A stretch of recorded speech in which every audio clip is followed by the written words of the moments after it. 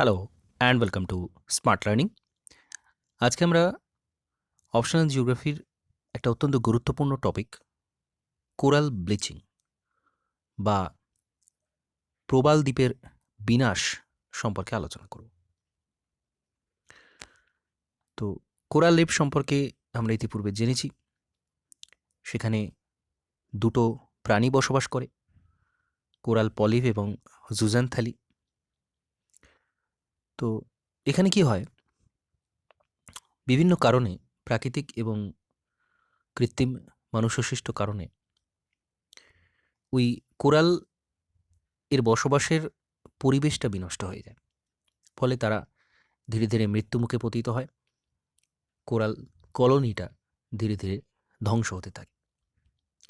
তো এই বিষয়টাকে কোরাল ব্লিচিং বলা হয়। সমুদ্র দূষণের সাথে, বিশ্ব উষ্ণায়নের সাথে সরাসরি সম্পর্কিত একটা বিষয়। যেহেতু এখানে জীবিত প্রাণী বসবাস করে, আরও বেশি পরিমাণে এফেক্ট ফেলে বিভিন্ন বিষয়গুলো, পরিবেশ দূষণের সাথে সাথে আরও অন্যান্য বিষয়গুলো রয়েছে। তো এই সম্পর্কে ডিটেলস আমরা জানবো। অত্যন্ত গুরুত্বপূর্ণ টপিক, রিলেভেন্ট একটা টপিক। তো এখান থেকে কিন্তু প্রশ্ন আসে এবং ভবিষ্যতেও আসবে। তো কোরাল ব্লিচিং এর অর্থ হচ্ছে বিভিন্ন প্রকার নিয়ন্ত্রকের প্রভাবে কোরাল প্রাণীর মৃত্যুর জন্য কোরাল রিফের সঠিক রং বজায় না থাকা। তো এটা একটা ইন্ডিকেশন, কোরাল যে পলিপগুলো থাকে এর কালারের জন্য দায়ী। আমরা এর আগে জেনেছি বিভিন্ন কালারের হয়। তো সেই কালারগুলো কিন্তু ধীরে ধীরে ফেড হয়ে যায়, আস্তে আস্তে রংটা কিন্তু বজায় থাকে না। তো সেই বিষয়টা সরাসরি সেটাকে কোরাল ব্লিচিং বলা হয়। তো এভাবে আমরা সংজ্ঞায়িত করতে পারি কোরাল ব্লিচিং, সংজ্ঞা পয়েন্ট দিয়ে আমরা এটা লিখতে পারি। তো কোরাল বেঁচে থাকার জন্য প্রধানত যে মিথজীবী সিম্বায়োটিক রিলেশনশিপ থাকে, আমরা আগেই জেনেছি, জুজানথ্যালি এই অ্যালগির উপর নির্ভরশীল। এই অ্যালগিগুলোর জন্যই কোরাল দ্বীপের রং হয়ে থাকে বিভিন্ন রকম, এটাও আমরা জেনেছি এর আগে। এবং যতদিন পর্যন্ত কোরাল দ্বীপের গায়ে অ্যালগিটি অবস্থান করে ততদিন তার রং ঠিকঠাক বজায় থাকে। কিন্তু ওই অ্যালগি অর্থাৎ জুজানথ্যালি অপসারিত হলেই কোরাল জীব রং বর্জিত হয়ে যায় এবং সাদা হয়। এই প্রক্রিয়াটিকেই বলা হচ্ছে কোরাল ব্লিচিং। অর্থাৎ এটা একটা ফলাফল, অ্যালগিটা চলে যাচ্ছে, কোরালটা সাদা হয়ে যাচ্ছে।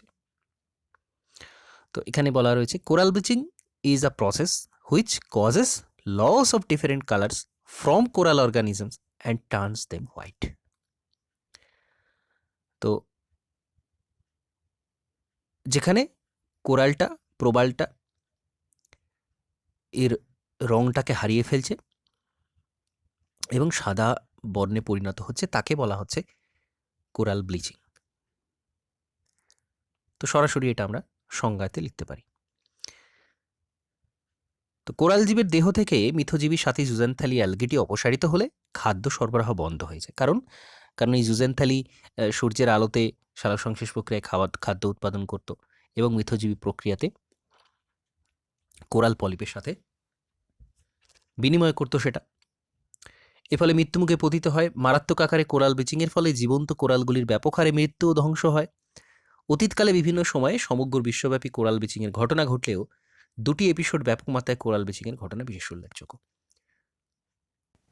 তো পরিবেশ পরিবর্তনের সাথে সাথে, বলা যায় আবহাওয়া পরিবর্তনের সাথে সাথে, এই কোরাল ব্লিচিং ব্যাপারটা অত্যন্ত সম্পর্কিত রয়েছে। আবহাওয়া পরিবর্তন যত হয় তত কোরালের বেঁচে থাকার পরিবেশ নষ্ট হতে থাকে এবং তার ফলে কিন্তু এই ব্যাপক আকারে যে ব্লিচিং সেটা দেখতে পাওয়া যায়। লোকাল ব্লিচিং একটা হয়, আর একটা কিন্তু গ্লোবাল ব্লিচিং হয়। অর্থাৎ সারা পৃথিবীর অধিকাংশ এলাকা কোরাল কিন্তু নষ্ট হয়ে যেতে থাকে। তো এরকমভাবে বিভিন্ন এপিসোড দেখতে পাওয়া যায়, এক একটা টাইম থাকে।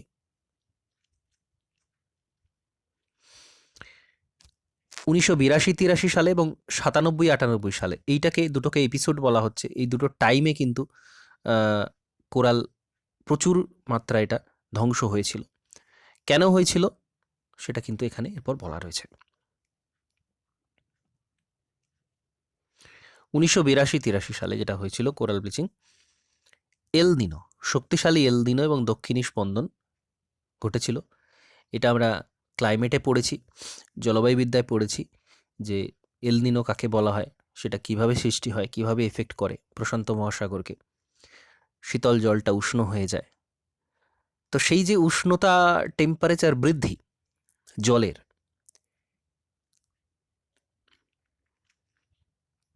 মধ্য আমেরিকার প্রশান্ত মহাসাগরীয় উপকূল ব্যাপক মাত্রায় কোরাল ব্লিচিং ঘটেছিল। ফলস্বরূপ এখানে 70% কোরাল জীবের মৃত্যু ঘটেছিল, একটা বিরাট বড় ধ্বংস। 82-83 সালে সংঘটিত এলনিনো সাদ্দার অসিলেশনের জন্য সমুদ্রতলের তাপমাত্রা বৃদ্ধি পাওয়ার ফলেই ব্যাপক হারে কোরাল প্রাণী বিলুপ্তি ঘটে। তো আগেই বলেছি এটা যে তাপমাত্রার সাথে সরাসরি সম্পর্কিত, কারণ আমরা কোরাল রিফের উৎপত্তির জন্য যে শর্ত সেখানে পড়েছি যে তাপমাত্রা কিন্তু 27-28 ডিগ্রি সেলসিয়াস থেকে ম্যাক্সিমাম 35 ডিগ্রি সেলসিয়াস এরকমই হওয়া প্রয়োজন। তার থেকে বেশি হয়ে গেলে কিন্তু সেটা কোরাল পক্ষে, বেঁচে থাকার পক্ষে সঠিক নয়।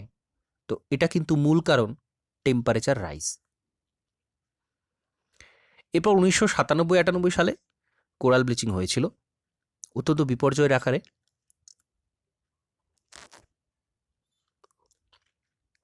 ক্রান্তীয় মহাসাগরীয় অঞ্চলে 60টা দেশ এবং দ্বীপপুঞ্জ সমূহে ব্যাপক হারে কোরাল প্রাণীর মৃত্যু হয়। 1919 সালে আলফ্রেড মেয়ার কোরাল ব্লিচিংয়ের বিপর্যয়টি পর্যবেক্ষণ করেন। তথাপি 1998 সালে কোরাল ব্লিচিং ঘটনা ব্যাপক হারে হয়েছিল। ভারত মহাসাগরে কেনিয়া, মালদ্বীপ, আন্দামান, লাক্ষাদ্বীপ অঞ্চলে 70% এবং তানজানিয়ার Mafia Marine Park, Seychelles Marine Park 75% কোরালের মৃত্যু হয়। ক্লাইভ উইলকিনসন কর্তৃক নথিভুক্ত হয়, তিনি 4 প্রকার কোরাল ব্লিচিংয়ের কথা উল্লেখ করেন। তো 97-98 যে কোরাল ব্লিচিং হয়েছিল সেখানে ক্লাইভ উইলকিনসন বলছেন যে 4 প্রকারের কোরাল ব্লিচিং হয়েছিল এই সময়, এবং এটা মূলত হয়েছিল কিন্তু ভারত মহাসাগরকে ঘিরে। এর আগে যেটা হয়েছিল সেটা প্রশান্ত মহাসাগরকে ঘিরে, এবং এটা মূলত ভারত মহাসাগরকে ঘিরে হয়েছিল। এবং কী কী টাইপের হয়েছিল সেটা দেখব। আকস্মিক বিপত্তিমূলক সর্বনাশা ব্লিচিং। বাহরিন, মালদ্বীপ, শ্রীলঙ্কা, সিঙ্গাপুর, তানজানিয়া দেশের অগভীর জলের কোরাল 95% এর ফলে আক্রান্ত হয়, অর্থাৎ প্রায় পুরোটাই, এই এলাকার পুরোটাই কিন্তু প্রায় ধ্বংস হয়ে যায় এর ফলে। নিদারুণ পীড়নকর bleaching. Kenya, Seychelles, Japan, Thailand, Vietnam 50-70% coral ধ্বংস হয়েছিল, এবং মাঝারি ব্লিচিং 20-50% কোরালের মৃত্যু ঘটলেও তাদের দ্রুত পুনঃপ্রাপ্তি ঘটে, অর্থাৎ তারা আবার রিকভার করে নিতে পেরেছিল। তাৎপর্যহীন ব্লিচিং 20% হয়েছিল, এবং সবচেয়ে কম যে পরিমাণটা। তো এখানে মাত্রা অনুযায়ী 4টে ভাগ করা হয়েছে যে কত মাত্রায় কিভাবে ধ্বংস হয়েছিল সেটা। তো এতক্ষণ আমরা যেটা জানলাম সেটা কোরাল ব্লিচিংয়ের উদাহরণ, বাস্তব উদাহরণ জানলাম। তো এই প্রশ্নটা কিন্তু তৈরি করে রাখতে হবে। যদি সরাসরি প্রশ্ন হয় যে কোরাল ব্লিচিংয়ের কারণ লেখো, সেটা কিন্তু কারণটা বলতে হবে আগে, কারণ প্রশ্ন যেরকমভাবে আসবে আমাদের সেইটা কিন্তু আগে হাইলাইট করতে হবে। তারপর আমরা উদাহরণ দিয়ে বলতে পারি যে এইভাবে এই এলাকাতে কোরাল ব্লিচিং হয়েছিল, সেটা কিন্তু সরাসরি বলা যায়। কারণ প্রশ্ন আসে সাধারণত 4 থেকে 8 নাম্বারের কোশ্চেন এখান থেকে হতে পারে। Coral bleaching, causes of coral bleaching. তো সরাসরি কজেস বললে সেটা কিন্তু কোরাল ব্লিচিংয়ের কারণগুলোই উল্লেখ করতে হবে। এতক্ষণ আমরা যেটা পড়লাম সেটা কিন্তু উদাহরণ দেয়া আছে, বাস্তব উদাহরণ কোথায় কোথায় হয়েছিল। সুতরাং সেটা জিজ্ঞাসা না করলেও আমরা দিতে পারি, কিন্তু এটা শেষে দিতে হবে, হাইলাইট করতে হবে যে এই কারণের ফলে এখানে হয়েছিল, এবং সেখানে কিন্তু ডায়াগ্রামস দেওয়া যেতে পারে। ভারত মহাসাগর, প্রশান্ত মহাসাগরের কোন কোন এলাকাতে প্রবাল দ্বীপ রয়েছে সে ডায়াগ্রামসটা কিন্তু দেওয়া যেতে পারে। তো এরপর আমরা মূল অংশটা পড়ব, যেটা কজেস অফ কোরাল ব্লিচিং, কেন কোরাল ব্লিচিং হচ্ছে। বেশিরভাগ সমুদ্রবিজ্ঞানী বলছেন সমুদ্রতলের তাপমাত্রা বাড়ছে, এর ফলে কোরাল ব্লিচিং হচ্ছে। কি কি কারণ থাকে? গ্লোবাল ওয়ার্মিংয়ের ফলে সমুদ্রতলের উষ্ণতাটা বেড়ে যায়। এল নিনো সাদ্দান অসিলেশনের জন্য টেম্পারেচার বাড়ে। গ্লোবাল ওয়ার্মিং তো অবশ্যই একটা কারণ, টেম্পারেচার বাড়াটা এখানে মূলত হাইলাইট করা হচ্ছে। এখানে টেম্পারেচারটা যে যখন আমরা বলবো তখন কিন্তু টেম্পারেচার বৃদ্ধির কারণটা, তার মধ্যে অবশ্যই একটা কারণ আসবে গ্লোবাল ওয়ার্মিং, এবং এল নিনো সাদ্দান অসিলেশন, যেটা আমরা জেনেছি আগে ক্লাইমেটের অধ্যায়ে। তো সেটা একটা কারণ। বিভিন্ন রোগের প্রাদুর্ভাব এবং মহামারী অবশ্যই কারণ জুজেনথ্যালি, পলিপ এরা দুজনেই প্রাণী এবং উদ্ভিদ। তো এদের যে বিভিন্ন ধরনের রোগ সেটা একটা কারণ। সামুদ্রিক দূষণ একটা কারণ, এটাও বলেছি আগে। প্লাস্টিক দূষণ থেকে শুরু করে বিভিন্ন ধরনের দূষণ আমাদের স্থলভাগ থেকে সমুদ্র যায় মেশে, তো তার ফলেও প্রাণী মারা যেতে পারে, জুজেনথ্যালি এবং পলিপ। সিস্ট সঞ্চয়ের হার, লবণতা ও খনিভিত্তিক কার্যকলাপ সমুদ্রের আশপাশে, এই সমস্ত কারণেও কিন্তু কোরাল ব্লিচিং হয়ে থাকে। তো পরপর এগুলো এবার এখানে আলোচনা করতে হবে। মূল কারণ দেয়া রয়েছে 5টা এবং সেগুলো কিন্তু ডিটেলসে আলোচনা করতে হবে। প্রথমত গ্লোবাল ওয়ার্মিং। বেশিরভাগ বিজ্ঞানী বলেছেন ব্যাপক হারে কোরাল প্রাণীদের মৃত্যুর অন্যতম কারণ হচ্ছে গ্লোবাল ওয়ার্মিং। কারণ গ্লোবাল কোরাল রিফ অ্যালায়েন্সের মতে প্রতিটি জ্ঞাত কোরাল ব্লিচিংয়ের ঘটনাই তখন ঘটে যখন উষ্ণতম গ্রীষ্মকালের উষ্ণতা মাত্র 1 ডিগ্রি সেলসিয়াস বাড়ে। অর্থাৎ স্বাভাবিকের তুলনায় 1 ডিগ্রি যদি বেড়ে যায় টেম্পারেচার, তখনই কিন্তু কোরাল ব্লিচিংটা শুরু হয়ে যায়। এবং এটা কারা বলছে? Global coral reef alliance. এই সংস্থা এরা কিন্তু সমীক্ষা করে বলছে এটা। সরাসরি এটা উল্লেখ করতে হবে, তবে কিন্তু আমার লেখার ওজনটা বাড়বে। কারণ আমি সরাসরি বলে দিতে পারি না। যে কেউ বলতে পারে যে গ্লোবাল ওয়ার্মিংয়ের ফলে কোরাল ব্লিচিং হচ্ছে, কিন্তু আমার কথার বাস্তবতা কতখানি এবং সেটাকে কতখানি প্রুভ করা যাচ্ছে সেটা কিন্তু আমার লেখার মাত্রাটা বাড়াচ্ছে, লেখার গুরুত্বটা বাড়াচ্ছে। সুতরাং এই ধরনের ইনফরমেশান লিখতে হবে, আলাদা প্যারা করে লিখতে হবে এবং সেটা কিন্তু আন্ডারলাইন করে হাইলাইট করতে হবে। তবেই কিন্তু পরীক্ষক সেটাকে দেখবেন এবং সেটা কিন্তু মার্কস তবে কিন্তু আসবে। কারণ প্রত্যেকেই লিখতে পারে, একজন কোনো কিছু কোরাল সম্পর্কে না পড়েও লিখতে পারে যে গ্লোবাল ওয়ার্মিংয়ের ফলে কিন্তু কোরাল ব্লিচিং হয়। সুতরাং এই সমস্ত এলাকা এইগুলো কিন্তু আলাদা করে আলাদা প্যারাতে লিখতে হবে এটা, এবং সেখানে কিন্তু হাইলাইট করতেই হবে। আচ্ছা, এল নিনো এবং দক্ষিণী স্পন্দন। এল নিনো সার্দান অসিলেশন কি সেটা আমরা জেনেছি এর আগে, ক্লাইমেটোলজির অধ্যায়ে জেনেছি। তো সেখানে টেম্পারেচারটা বেড়ে যাচ্ছে, সমুদ্র স্রোত শীতল স্রোত প্রবাহের জায়গায় উষ্ণ স্রোত প্রবাহিত হচ্ছে এবং নিম্নচাপের সাথে সরাসরি সম্পর্কযুক্ত, ওয়াকাস সেলের সাথে সম্পর্কযুক্ত। তো এই সমস্ত বিভিন্ন কারণের সাথে সম্পর্কযুক্ত। তো যে সমস্ত বছরে এল নিনো শক্তিশালী হয়, অর্থাৎ প্রশান্ত মহাসাগরের উষ্ণ স্রোতের প্রাদুর্ভাব দেখতে পাওয়া যায়, সেই সমস্ত বছরে কি হয়? এল নিনো জন্যই কিন্তু কোরাল ব্লিচিংটা ত্বরান্বিত হয়, যেমনটা হয়েছিল 1998-তে, 82, 83, 87, 97, 98-তে শক্তিশালী এল নিনোর জন্য কোরাল ব্লিচিংয়ের ঘটনা বৃদ্ধি পেয়েছিল। এল নিনোর বিভিন্ন ফেজ থাকে, কোনো কোনো বছরে এল নিনো দুর্বল হয়, সেই সমস্ত বছরে স্বাভাবিক অবস্থা থাকে, টেম্পারেচার খুব একটা বাড়ে না এবং আমাদের ভারতবর্ষের ক্ষেত্রে আশপাশে বৃষ্টিপাত যতটা পরিমাণ হওয়া প্রয়োজন ততটাই হয়, খরার প্রাদুর্ভাব থাকে না, আবার পেরু উপকূলেও কিন্তু নর্মাল অবস্থা থাকে। তো তখন সেই অর্থে টেম্পারেচার বাড়ে না সমুদ্রের জলের। কিন্তু যখন শক্তিশালী ফেজ থাকে তখন কিন্তু এই এল নিনো শক্তিশালী ফেজ থাকার কারণে, সমুদ্রের উষ্ণতা বাড়ার কারণে কোরালটা কিন্তু ধ্বংস হয়ে যায়। এছাড়াও রোগের প্রাদুর্ভাবের বিষয় রয়েছে। সাগর মহাসাগরে কোরাল ব্লিচিং ও ব্যাপক হারে কোরাল প্রাণীদের মৃত্যুর ঘটনা ঘটেছিল। এইগুলো কেন, কি কি রোগ সেটা কিন্তু উল্লেখ করতে হবে। Black band road, coral plague, শ্বেত প্লেগ, শ্বেত ব্যান্ড রোগ, শ্বেত পক্স, হলুদ ব্যান্ড, দেহাংশের পচনরূপী ব্যাধি, দ্রুত ক্ষয়রূপী ব্যাধি, অ্যাসপারজিলোসিস। তো এই সমস্ত রোগগুলো কিন্তু উল্লেখ করতে হবে, তার ফলে কোরাল সরাসরি কিন্তু মারা যাচ্ছে। স্থানীয় লোকাল যে সমস্ত কারণ রয়েছে সেগুলো কি? স্থানীয় আঞ্চলিক স্তরে কোরালে অবক্ষয় লক্ষ্য করা যাচ্ছে কী কী কারণে? ভূমি ব্যবহারে পরিবর্তনের ফলে, উচ্চভূমি থেকে ক্ষয়ের ফলে নদীর মাধ্যমে আগত পলল ও পুষ্টিকারক পদার্থ প্রবাহ সমুদ্র জলের সিল্টের মাধ্যমে বাড়িয়ে তুলছে। তো বিভিন্ন কারণে নদীতে যদি পলির পরিমাণটা বাড়ে, সেটা ভূমি ব্যবহারের কারণে হতে পারে, যে সেখানে তার ফলে মাটি ক্ষয় হচ্ছে এবং সেই ক্ষয়িত মাটিটা নদীর মাধ্যমে মিশে সমুদ্রে চলে যাচ্ছে এবং উপকূল ভাগ থেকে ছড়িয়ে পড়ছে একেবারে প্রবাল দ্বীপ পর্যন্ত। তার ফলে কী হচ্ছে? সিল্ট বাড়ছে।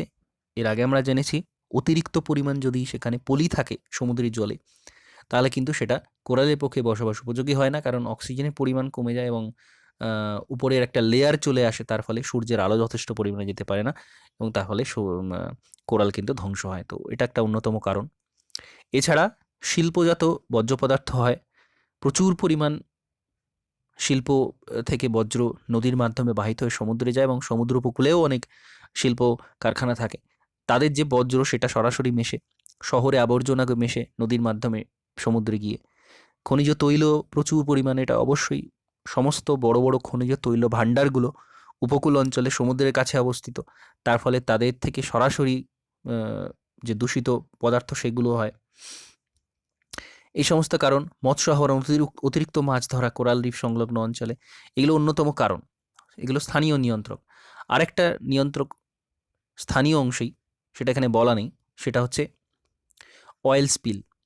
অর্থাৎ বড় বড় জাহাজ থেকে, কন্টেনার থেকে তেল কিন্তু যখন লিক হয়ে যায় অথবা জাহাজ ডুবির দুর্ঘটনা ঘটে, তখন প্রচুর পরিমাণ তেল কিন্তু সমুদ্রে মেশে এবং সেটা সমুদ্রের শুধু কোরাল নয়, সমস্ত ধরনের প্রাণীদের পক্ষে অত্যন্ত মারাত্মক।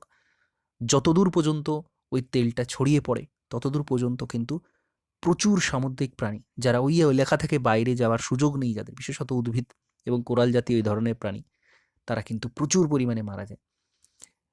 তো এটা একটা অত্যন্ত ক্ষতিকারক জিনিস, সামুদ্রিক বাস্তুতন্ত্রকে সামগ্রিকভাবে ধ্বংস করে দেয়। তো এটা অবশ্যই উল্লেখ্য। এটাও কিন্তু প্রবাল ধ্বংসের একটা অন্যতম কারণ। একটা লেয়ার তৈরি হয়ে যায় পুরোপুরি সমুদ্রের উপরে, তার ফলে না তো অক্সিজেন প্রবেশ করতে পারে, না সূর্যের আলো ভালো করে প্রবেশ করতে পারে। তো স্বাভাবিক এবং বাস্তুতন্ত্র ধ্বংস হওয়া মানে সেখানে বেশ কয়েকটা প্রজাতি ধ্বংস হওয়া মানে কিন্তু সামগ্রিকভাবে সমস্ত প্রজাতি সেখানে ধ্বংস হয়ে যাবে, কারণ খাদ্য শৃঙ্খল এবং খাদ্য জাল সেটা কিন্তু ধ্বংস হয়ে যাচ্ছে সমুদ্রের ক্ষেত্রে। তো এটা একটা মারাত্মক ক্ষতিকারক জিনিস। যতদূর পর্যন্ত ওই তেলটা ছড়িয়ে পড়ে ততদূর কিন্তু পর্যন্ত ওই সমুদ্রের অঞ্চলে ব্যাপক হারে ক্ষয়ক্ষতি দেখতে পাওয়া যায়। তো এইটা অত্যন্ত গুরুত্বপূর্ণ। স্থানীয় নিয়ন্ত্রকগুলোর কিন্তু আলাদা করে উল্লেখ করতে হবে পয়েন্ট ওয়াইজ। তো অত্যন্ত গুরুত্বপূর্ণ একটা প্রশ্ন এখানে আলোচনা করলাম, কোরাল ব্লিচিং। বারবার কিন্তু এটা আসে এবং সমস্ত ধরনের এনভায়রনমেন্টের রিলেটেড টপিকের সাথে কিন্তু এটা জড়িত। শুধুমাত্র অপশনালের ক্ষেত্রে নয়, ডাব্লিউবিসিএসের জিওগ্রাফিতে তো বটেই, এবং এনভায়রনমেন্ট থেকে যখন প্রশ্ন আসে মেন্সের পেপার 4-এ, সেখানেও কিন্তু এই কোরাল ব্লিচিং থেকে নানা রকম প্রশ্ন করতে দেখতে পাওয়া যায়। তো অত্যন্ত গুরুত্বপূর্ণ টপিক সামগ্রিকভাবে দেখতে গেলে, এবং সেই অর্থে অপশনালের ক্ষেত্রেও একটা অত্যন্ত গুরুত্বপূর্ণ, যেখান থেকে প্রশ্ন তৈরি হয়। কোরাল প্রবাল দ্বীপ থেকে কিন্তু বারবার প্রশ্ন টার্গেট করা হয় এবং তার মধ্যে কোরাল ব্লিচিং একটা অন্যতম প্রশ্ন। তো অত্যন্ত গুরুত্ব সহকারে এটা পড়তে হবে। তো এই অংশটা এখানে শেষ করছি। নমস্কার, ধন্যবাদ।